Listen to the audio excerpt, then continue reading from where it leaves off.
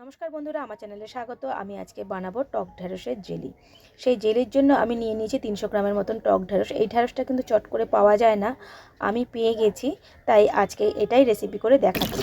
ভালো করে পরিষ্কার করে জল দিয়ে ধুয়ে নিয়ে আমি এটাকে একটা ছোট চুবড়ির মধ্যে ধুয়ে তুলে নিয়েছি।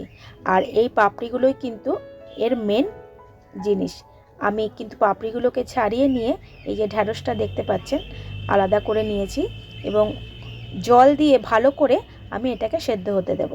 আমি খানিকটা পরিমাণে জল দিয়ে দিয়েছি। এখানে প্রায় 300 গ্রামের মতন আমি ঢ্যাঁড়স নিয়েছিলাম। সেদ্ধ করে একটু হাতা দিয়ে গলিয়ে দিতে হবে, তাহলে কিন্তু তাড়াতাড়ি সেদ্ধ হয়ে যাবে এবং ভালোভাবে মিশে যাবে। এইভাবে করার পরে আমি খানিকটা বিট নুন দিয়ে দেব আর দিয়ে দেবো নকুনদানা। নকুনদানাগুলো ঘরেই ছিল, ভাবলাম এটাকেই কাজে লাগিয়ে ফেলি। আমি প্রায় 3 বাটির মতন নকুনদানা এখানে দিয়েছি, তাহলে বুঝতেই পারছেন কতটা টক ছিল।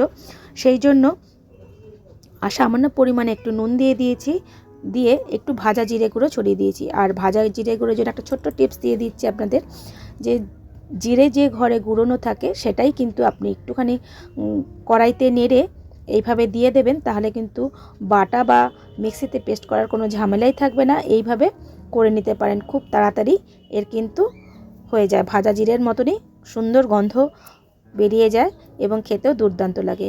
কেমন লাগছে রেসিপিগুলো অবশ্যই জানাবেন, আর ভালো লাগলে একটু শেয়ার করবেন প্লিজ।